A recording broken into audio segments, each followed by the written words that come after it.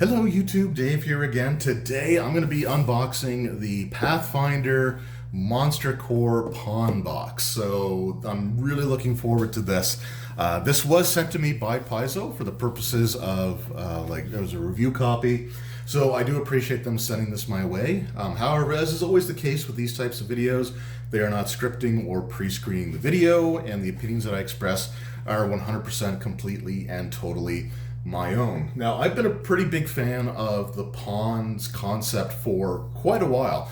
Even when I wasn't into like first edition Pathfinder, but it was the current system that they had, I still ended up buying the NPC Codex pawn set just because it was a really cheap and like pound for pound or per item, I guess, whatever you want to call it, way more affordable, way more cost effective than trying to go and get like a whole bunch of minis, like plastic minis, especially when, back then everything was random. But yeah, so I really love pawns, and it's been a little while since they've actually released a pawn set. They did some for some of their adventure paths and like their their like bestiary books. But there's other stuff like other adventure paths that have come and gone where I was really expecting them to release a pawn set, and it's been a while. It's been, I think, a year or more, maybe even a couple of years since the last time they've done a pawn set. So I really hope that these come back because, again, it's just a really great way for especially beginners, right? Like, yeah, I have a crap ton of minis that are in a huge disorganized mess that I have access to, but not everybody does. And these are just a really great way to get a collection of like miniatures, so to speak, for your game, like for tabletop representation. Just so everybody knows where everything is in combat. I think that this is absolutely great. And this box is absolutely huge. And we're going to see why here in a moment. So, on the back, it reads "The Formidable Foes," so make sure that this is in frame. I also noticed that when I do the videos, like the view that I have on the camera screen when I'm recording is not the same as when the video gets uploaded. I don't know exactly why. I don't know, it's something to do with the resolution. I have no idea. But we got here the formidable foes and colorful characters of Pathfinder Monster Core come alive on your tabletop with this collection of more than 400 creature pawns. 415 is what they're showing here. Although I think there's more, because I think there's some where they've got more than one, because they've got some that have like a number in the background. So 415 different designs, with some having duplicates or more, which is really cool. These are printed on sturdy cardstock. Each double-sided pawn contains a beautiful full-color image of the creature from the Pathfinder Bestiary Core. Each pawn slots into a size-appropriate plastic base, making them easy to mix with traditional metal or plastic miniatures. The Pathfinder Monster Core Pawn Box is the best way to ensure you've got the perfect monster on hand for every Pathfinder role-playing game encounter. So yeah, really, really cool stuff. They also break them down, like they give you the full listing of what's on here, and they actually break it down by size. So for creatures that are smaller, that's the full list of them there. The medium gives you all of those, and then large, and then they go into huge. They don't have like gargantuan or anything above the huge size, but you still get a ton of stuff here. This does retail for $74.99 US, so it is a bit more of an expensive product, but if you think about the fact that you're getting well over 400 of these tokens to use for your game, if you were to try to compare that to the cost of getting that number of miniatures for the game, you're definitely spending a lot less for this. So it's one of those things that you got to kind of like weigh, I guess, the benefits of a cost-benefit analysis or whatever you want to call it. But for 415 plus pawns, I think that's still a really good price for what you're getting. And again, that's US dollars. If you're Canadian like me, you will end up spending more. And it's kind of funny because like I've had people like comment on me talking about Canadian dollars and that I shouldn't do that because they think for some odd reason that I'm American, even though I've made it very clear in many videos that I'm Canadian. But I've had people say, why do you mention Canadian dollars at all? Like, there's no point in that. It's like, well, yeah, there is, because that's what I have to spend if I buy any of this stuff. So I don't, it's actually directly affects me. Anyway, oh my God, this thing is heavy. And I'm at an awkward angle. So here we go. We got the box itself. Let's just slide this open. And these boxes, there we go. Really on the tight side there. These are our pawn bases. So we got just the standard ones here. Interestingly enough, they usually include one that's a single color that stands out. Because they used to sell pawn bases that were multicolored. So if you had multiple enemies of the same type, you could just track their hit points separately based on the color. Although I think there are things that they do on here that allow you to do that as well. But it does come with the bases, which is great.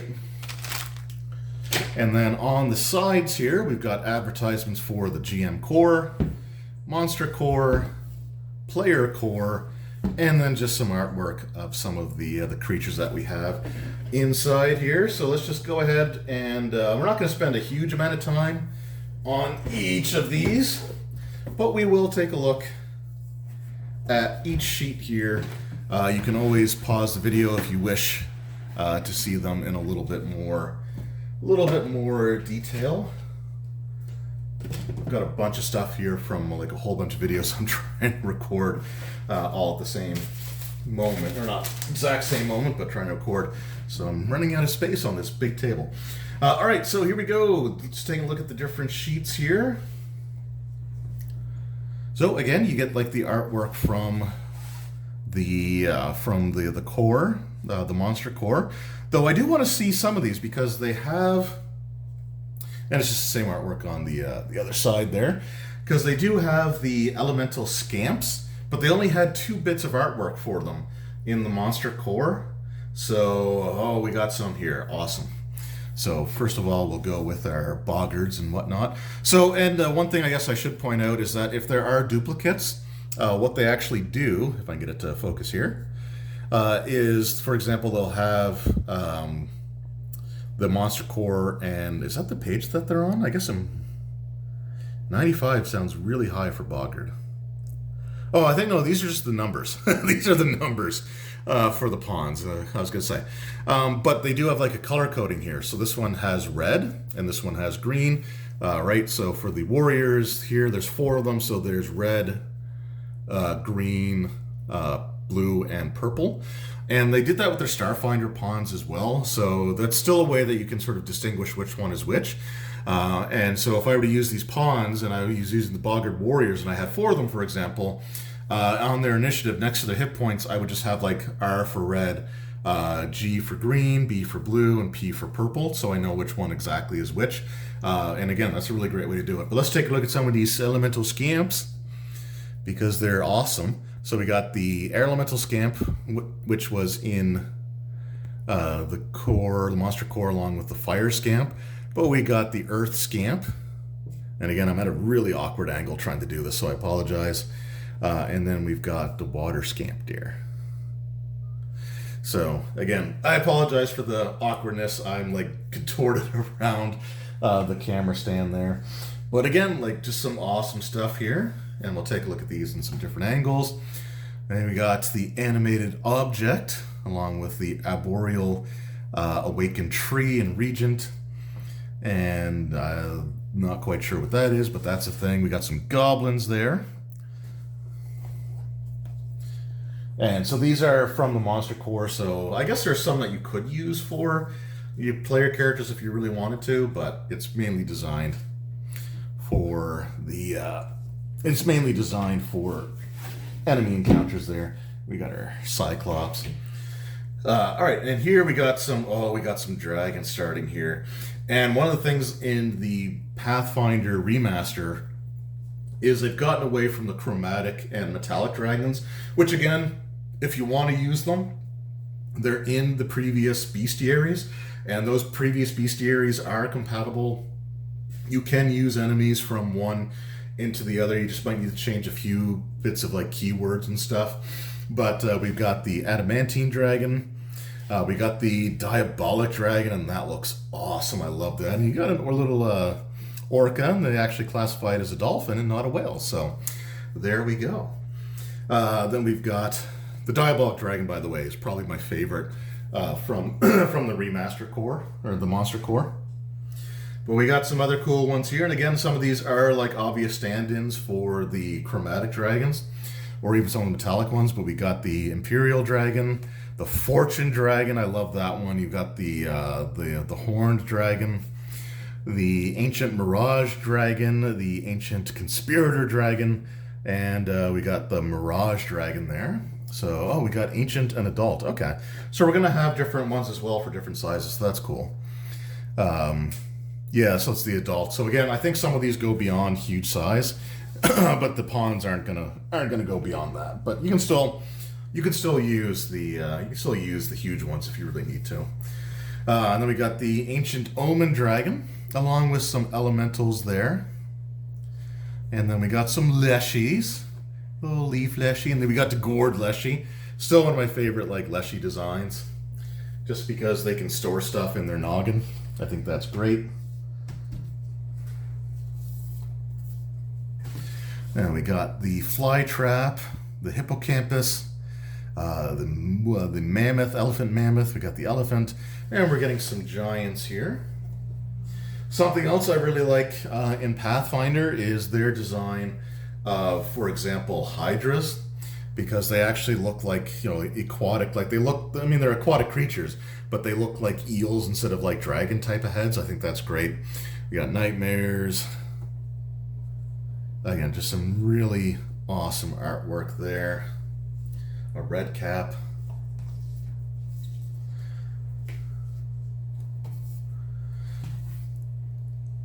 Some more stuff there. We got the Great White Shark, which is awesome. I love sharks. Terrified of going into the ocean, but I love sharks. Then we got the Tree Raiser, which is a high-level Skull Taker. Again, some really nice artwork here. And there are, again, art depictions for, there's the Tooth Fairies. It's awesome. So there are some things that if they didn't have artwork in the actual book itself, they are represented here, which is really, really cool. So I think I'm just going to start stacking these on top of each other. So yeah, we got the bottlenose dolphin. We got the Damphir Wizard. So again, you might be able to use some of these for player character stuff. But yeah, just really cool. The elemental water brine shark. Again, just some really cool looking stuff. The gargoyles, harpies. And we got some orcs on there, along with some nymphs and some merfolk. Shadows in Pathfinder 2nd Edition are absolutely nasty, and I love them. Then we got the Wraith. And then we got the Zulgoth, which are like troglodytes, if you're more familiar with D&D. But again, really, really cool stuff. Just some awesome looking minis there. The giant bats are actually hanging upside down. They do have the bat swarm. I hope they have the Tooth Fairy swarm, because I think their stats were in the thing, but I'm not 100%. And we got the Chimera. And there was the Howl of the Wild book actually has variant rules for creating different types of Chimera, which is really cool to see. Then we got some devils, or a devil, a couple of different devils and demons. We got more dragons here, so we got the young Diabolic Dragon. So, and again, the artwork does look to be different for the dragons.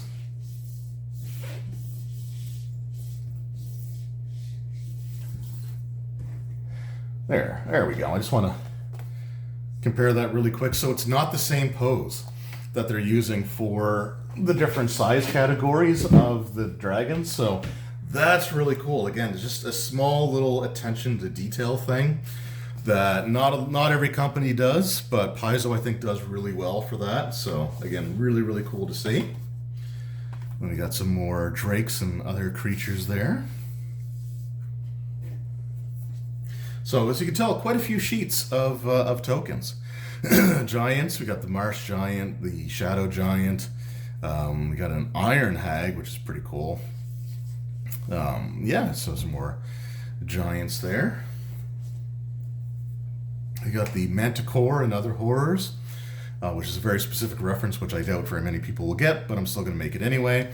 the Noxious Needler. So this was the alchemical golem before, but I love this thing, just like the brain and the alchemical liquid, the needles there. And some people really didn't like the fact that I liked this creature so much and thinking that syringes shouldn't be in there. But all the way back in Age of Worms, there was a necromancer who used syringes as a method of delivering potions and poisons to people. So I'm totally fine with it. It's just a cool design, so I like it. Then we got some other ogres and oni, and some oozes and pegasi. Last couple of sheets here. We've got our forest troll. We got a couple of those, which is really, really cool. We've also got the giant tarantula, which I don't want to look at, so we're going to cover that up immediately. But then we got like the unicorn, the troll war leader, some were creatures, zombies, the yeti. So again, just some really, really cool stuff. So yeah, those are a ton of different sheets. I mean, there's 400 plus of these pawns included in this box set. So let's just get these back in there. But yeah, again, I think that pawns are a great way to build up a collection of things to use at your table really quickly. And I'm glad to see them come back. I hope that Paizo continues to use these going forward. Like, I hope that we see these sets come out for other things. Like, I think Hallowed the Wild could really use a good pawn set to go along with it, especially to some of those variant chimeras. It would be really cool to see. But for the price, for the amount of pawns that you're getting to add to your collection to be able to use at your table, I think it's money well spent. I think it's definitely worth it. If you're looking to use minis or to have like a physical representation, which is something like I use. I use minis or tabletop like representation in my role-playing games all the time. Even when I run online, like I don't use virtual tabletops because I'm not computer savvy and I can't figure those things out to save my life. But I'll still have a grid next to me with the minis on the grid so that at least I can see where everybody is, and then if there's questions in combat, I can answer it that way. But yeah, I think this is an absolutely fantastic product. I hope to see more of them. I really want to see pawns make a comeback because they've been missed, and I don't think I'm alone in saying that this was a product that was being missed. So if the folks at Paizo do watch this video, then please keep the pawn sets going, because it's a great service to the gamers out there that don't want to spend thousands of dollars buying random boosters or like the non-randomized minis that you have to paint yourself. These are just absolutely fantastic. Definitely worth checking out. So thank you once again to Paizo for sending this to me, and thank you each and every one of you for taking time out of your day to watch this video. It really does mean the world to me. So again, thank you all. I really appreciate it, and I will see you in the next one. Until then, take care.